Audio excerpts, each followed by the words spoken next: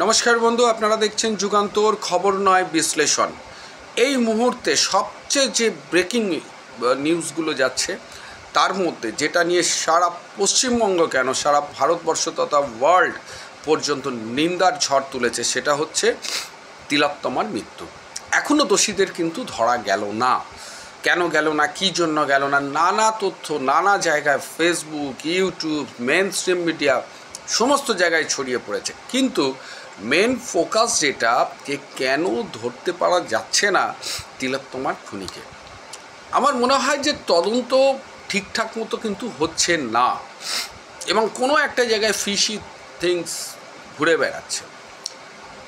আমি কতগুলো তথ্য আপনাদের জানাই, আমরা যেটুকুনি জানতে পারছি থ্রু দ্য মিডিয়া অ্যান্ড নানা ধরনের ফেসবুকের ইউটিউবার থেকে অনেক ভয়েস কল রেকর্ডিং থেকে একটা পারসেপশান তৈরি হচ্ছে।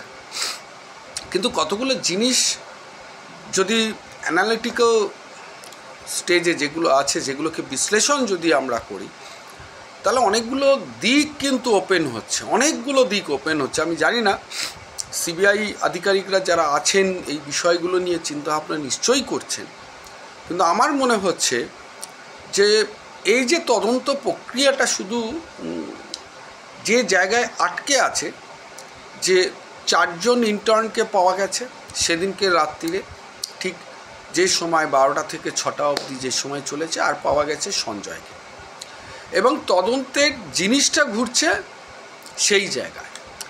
আর একটা সন্দেহ কি হচ্ছে না, সুপার সব জানে, সেই তদন্ত লোপাট করার চেষ্টা করেছে। এই জায়গায় কিন্তু আজকে গোটা 11টা দিন বা 14 দিন, 11 দিন বলাও ভুল, 14-15 দিন শুধু এক জায়গায় জিনিসটা ঘুরছে, অন্য কোনো নতুন তথ্য কিন্তু উঠে আসছে না। এবং মাঝখান থেকে যেটা হচ্ছে, তদন্তের মেন জায়গা থেকে ফোকাস করে দুর্নীতি করেছে পশ্চিমবঙ্গ। মমতা ব্যানার্জির জায়গায় দুর্নীতি হবে না এটা একটা বাচ্চা ছেলেও আজকের দিনে চিন্তা করতে পারে না। যে ছেলেটি কালকে মায়ের পেট থেকে জন্মাচ্ছে সেও সিবিআই, ইডি এইসব নাম শুনে ফেলেছে শুধু মমতা ব্যানার্জির রাজত্বে। মমতা ব্যানার্জি যতদিন থাকবে দুর্নীতি হবে, এটা তো স্বাভাবিক ব্যাপার। তো মমতা ব্যানার্জির যে কোনো দপ্তরে, একদম চ্যালেঞ্জ নিয়ে বলছি, মমতা ব্যানার্জির যে কোনো দপ্তরে যদি হাত মারো তুমি দেখবে সেখানে কোটি কোটি টাকার স্ক্যাম হয়ে বসে আছে। তো আমরা সেই দিকগুলো তো আছেই, সেগুলো তো তদন্তের ক্ষেত্রে আস্তে আস্তে করে উঠে আসবে, কিন্তু মেন ফোকাস যেটা হচ্ছে আগে নির্যাতিতার খুনিটাকে বার করা। এবং এটা সবারই একই প্রশ্ন। আমি কিছু ইনপুট আজকে দিতে চাই, যে ইনপুটগুলো এবং যেগুলো আমি চিন্তা করি, যেগুলো ঘটনাগুলোকে নিয়ে অ্যানালিটিক্যাল মোডেতে রেখে যদি বিশ্লেষণ করি, আমি পাঠাচ্ছি সেগুলো সিবিআইতেও পাঠিয়েছি, অনেকগুলো তথ্য পাঠিয়েছি আমি, যে সিবিআই এই জিনিসগুলো খুঁটিয়ে দেখুক। সিবিআই একটা জায়গায় পড়ে আছে সঞ্জয় আর ওই 4 জন ইন্টার্ন। আমার বক্তব্য যেটা হচ্ছে, প্রথমে খুনের মোটিভটা কী দেখুন। পোস্টমর্টম রিপোর্ট যেটা করা হয়েছে, সবাই বলছে যে এই পোস্টমর্টম রিপোর্টটাকেও ম্যানিপুলেট করা হয়েছে। আমি সব মানলাম। আমি পোস্টমর্টম রিপোর্টের একটা অংশ শুধু নিচ্ছি, যে নির্যাতিতাকে আগে ধর্ষণ করা হয়েছে এবং তারপর খুন করা হয়েছে। ফার্স্ট এই একটা পয়েন্ট, যদি অ্যানালিটিক্যালি আমি জিনিসগুলোকে বিশ্লেষণ করি, ঘটনা সূত্রগুলোকে সাজাই, ফার্স্ট এই একটা পয়েন্ট। এবং আপনাদের মনে আছেন যারা আমার ইউটিউব রেগুলার দেখেন, যে আমি বলেছিলাম যে পেলভিস বন যখন ভেঙেছে তখন এর মধ্যে একাধিক মানুষের যোগ আছে, না হলে পেলভিস বন আমাদের কোমরের এই বন, সবচেয়ে সেন্ট্রাল এই বনটা হচ্ছে সবচেয়ে শক্ত, একে ভাঙা 4টিখানি ব্যাপার না। সুতরাং এর মধ্যে আপনার 4-5 জনের এই ঘটনার সাথে যুক্ত আছে, এই কথাটাও আমি বলেছিলাম। পরবর্তীকালে সেটাই প্রুফ হয়েছে। পোস্টমর্টম রিপোর্টে যা বলা হয়েছে একদম সঠিক মিলে যাচ্ছে। সিমেন্সের কথা যেটা বলা হয়েছে, যে পরিমাণটা বলা হয়েছে সম্পূর্ণ ভুল। কেন অত পরিমাণ সিমেন্ট মানে হচ্ছে একটা মানুষের, খুব স্বাভাবিক মানুষের হচ্ছে 6 থেকে 15 গ্রাম এরকম সিমেন্ট, তো 150 গ্রাম সিমেন্ট এই জিনিসটা লিকুইডটা কিসের লিকুইড, মানে এই জায়গাটাকে একটুখানি ঘেঁটে গেছে আর কি, যেটা আমি বিভিন্ন ফরেন্সিক বইগুলো পড়ছিলাম, বিভিন্ন ভিডিওগুলো দেখছিলাম, তাতে অনেকেই ফরেন্সিক বিশেষজ্ঞ বা পোস্টমর্টম যারা করেন, অটোবায়োপসি যারা করেন, তারা বলছে না এই তথ্যটা সম্পূর্ণ ভুল, এতটা হবে না, এটাকে কোনোরকমভাবে গণ্ডগোল হয়েছে, কিছু একটা হয়েছে। তবে যাই হোক, আমি সেটাকেও মনে নিলাম। কিন্তু মেন জিনিস হচ্ছে যে এখানে একাধিক লোক আছে, একা সঞ্জয় নয়, একাধিক লোক আছে। মানে সঞ্জয়কে যেহেতু অভিযুক্ত করা হয়েছে, কি হতে পারে ঘটনাটা? অনেকগুলো তথ্য দেখুন উঠে আসছে। বলছে ওখানে প্রচুর দুর্নীতি হতো, মেয়েটি দেখে ফেলেছে, মেয়েটিকে আগে থেকে খুন করার মোটিভ ছিল এবং এটাকে প্রি প্ল্যানভাবে করা হয়েছে। বক্তব্য এটা, যদি মেয়েটিকে মারাই হতো, প্রি প্ল্যান্ড হিসেবেই করা হতো, তাহলে এটা ক্রিমিনালসরা কখনো আরজিকরের ভেতরেই কাজটা করতো না, তাকে বাইরে করতো। কিন্তু ঘটনাটা ঘটেছে ভেতরেতে, সেই কারণে প্রি প্ল্যান্ড যদিও বা কাজ করতো, সেটা আরজিকরের ভেতরে হবে না, প্রি প্ল্যান্ড করে কিন্তু কাজটা হয়নি। তাহলে কিভাবে হয়েছে? ইন্টার্নদের দেখা গেছে, আর দেখা গেছে সঞ্জয়কে, এছাড়া তৃতীয় ব্যক্তি আর কেউ নেই। আর একজন কাসিফ না আসিফ কাকে, একজন গ্রুপ ডি স্টাফ, তাকে দেখা গেছে ওই সময় 4টে থেকে 4টে। আর কি হতে পারে? যদি আমরা তদন্তের যে তথ্যগুলো উঠে এসেছে, নয় ইন্টার্নরা করেছে, না হলে সঞ্জয় করেছে। সঞ্জয় আগেই স্বীকার করেছে, পুলিশ তো বলেই দিয়েছে।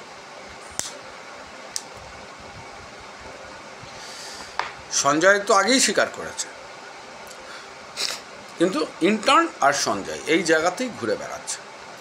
দেখুন, আর একটা কথা চিন্তা করুন, যদি ইন্টার্নরা যারা ওখানে পড়াশোনা করছেন, আমি ধরলাম খুব বাজে ছেলে তারা, কিন্তু যারা ডাক্তারি পড়াশোনা করছে কেউ এতটা নিচে নামতে পারবে না, এই কারণে তাদের পরবর্তী ভবিষ্যৎটা নষ্ট হয়ে যাবে এবং এটা তারা জানে, তারা ওইখানেতে ওই মেয়েটির সাথে করবে না। অনেকে আমার সাথে একমত নাও হতে পারে, অনেক ভিডিও আসছে হ্যান ত্যান, কিন্তু ইন্টার্নরা যে স্থলে আমার কর্মস্থল, আমি সেই স্থলে এই অপরাধ করব না। তাহলে পড়ে রইল সঞ্জয় স্বীকার করেছে হিসেব মতো, তাহলে সঞ্জয় আসছে, তাহলে আর কে থাকতে পারে?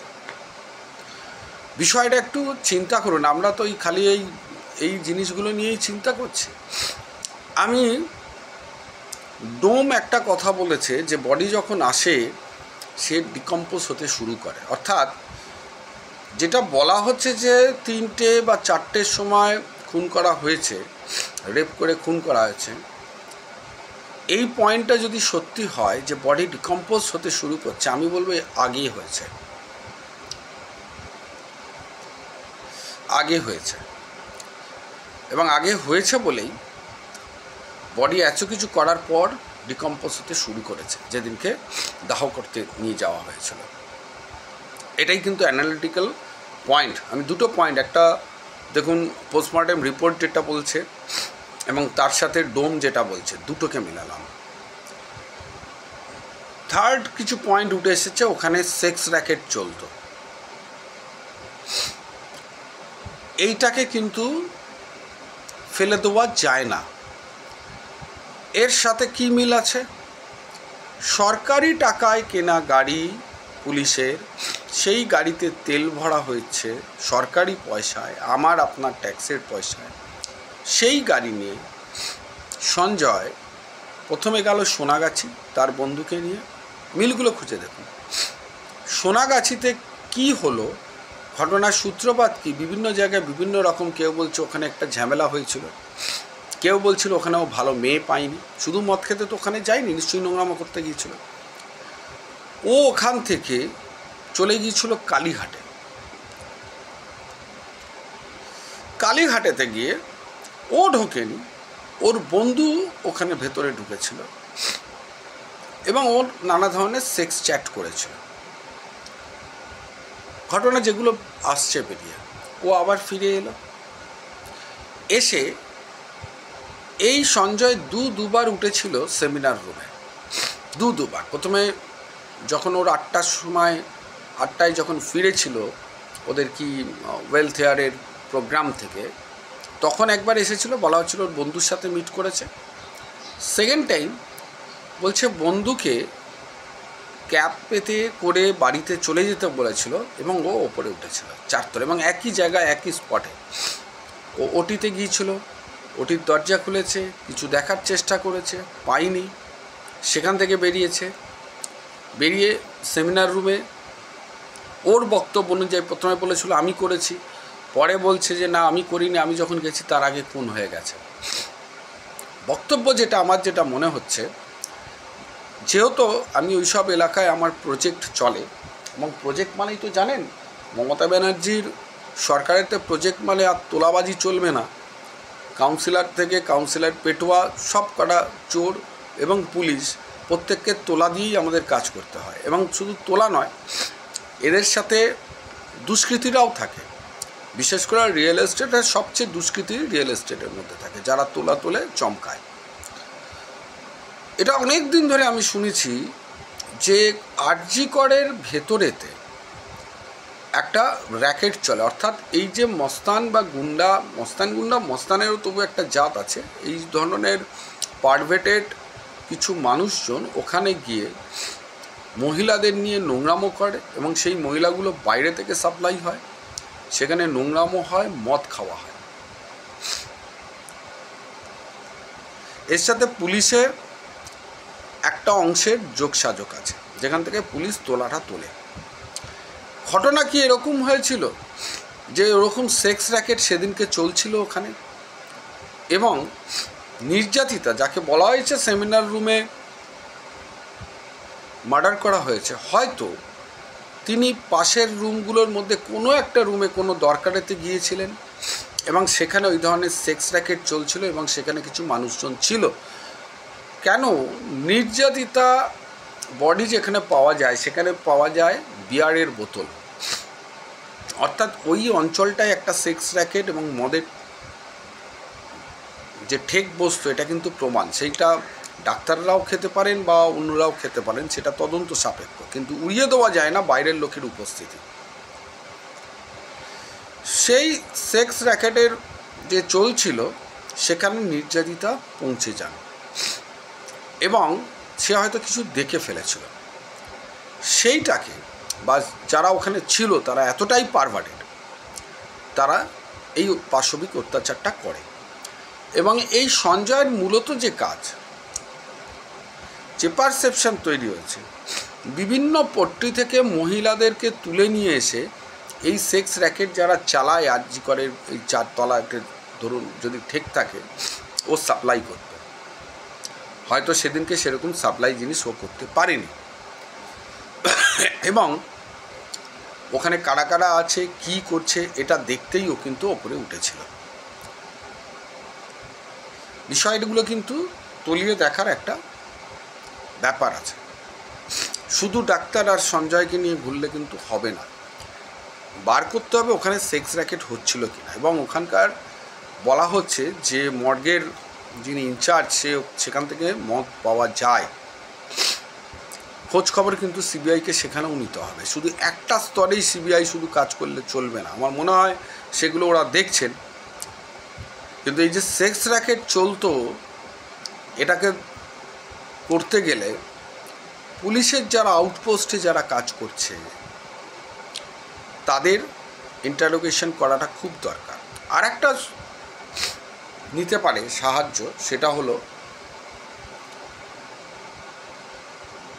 ইসরোর সাথে কথা বলতে পারে সিবিআই, এবং এআই প্রযুক্তি ব্যবহার করে 1 মাসের টোটাল যে ভিডিও সিসিটিভি মেন গেটের, অন্যান্য গেটের তো নেই, মেন গেটের সিসিটিভি যদি নেয়, এবং এআই প্রযুক্তিকে ব্যবহার করে একই মানুষ কতবার সেখানে ঢুকেছে, এবং রাত্রিরে কারা কারা ডিটেন করে, রাত্রিরে কারা কারা থাকছে, অর্থাৎ ধরুন 6টার পর কিছু মানুষ ঢুকছে, প্রচুর মানুষ তো ঢুকছে, ম্যানুয়ালি দেখা সম্ভব না। এআই প্রযুক্তিতে কি হয়, ফেস রিডিং হয়ে যায়, এবং এআই সফটওয়্যারের মাধ্যমে, যেটা পাইথনস দিয়ে বা মেশিন ল্যাঙ্গুয়েজ দিয়ে তৈরি করাই যায়, এবং এই প্রযুক্তি ইসরোর কাছে আছে,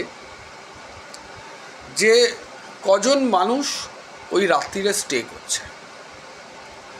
কেন এখন এই সিবিআই পুলিশ এই ইনসিডেন্টের পর সেই মানুষগুলো আসবে না? কিন্তু গত 1 মাসের যদি ডেটা নেওয়া যায় যে ওখানে সত্যি সেক্স র্যাকেট এরকম চলছিল কিনা, এবং সঞ্জয়ের গতিবিধি যে 1 মাসে সে কবার আসছে যাচ্ছে রাত্রির বেলা, এবং ওই করিডরে সে কতবার গেছে, এটা দেখলে একটা জিনিস পারসেপশন ক্লিয়ার হয়ে যাবে যে বাইরের লোকের উপস্থিতি। এবং আমার যেটা মনে হয় এখানে আইডেন্টিফাইও হয়ে যাবে খুনি যে একই মানুষ কতবার উপরে উঠেছে। আমার মনে হয় বিষয়গুলোকে তদন্ত সাপেক্ষে অন্য দিকে চিন্তা করা উচিত সিবিআইয়ের। আমি টোটাল জিনিসটারই একটা পিডিএফ বানিয়ে সিবিআইকে তো পাঠাচ্ছি, প্লাস ভিডিওটা পাঠাচ্ছি। আশা করি যে প্রযুক্তির সহযোগিতা ছাড়া সিবিআই এটা বার করতে পারবে না। যেটা সন্দীপ ঘোষের পরের ইস্যু, তাহলে সন্দীপ ঘোষ কেন পাঁচিল ভাঙলো বা অন্য কিছু করলো, অতজন লোক কেন সকাল সকাল গেল? সন্দীপ ঘোষ মমতা ব্যানার্জির পাচাটা কুকুর। মমতা ব্যানার্জিকে খুশি করতে গিয়ে যাতে এই ঘটনাটা ছোট ঘটনা দেখানোর জন্য পুরো তদন্তটাকে মেলাইন করে দিয়েছে। ওনারা বুঝতে পারছেন না যে এখন টেকনোলজির যুগে এইভাবে মেলাইন করা সম্ভব না। তো আজকের ভিডিওটা এইটুকুনি, খুনিকে এবং জাস্টিস ফর আরজি কর আমার মনে হয় একটা অন্য দিকে চিন্তা করা উচিত। ধন্যবাদ।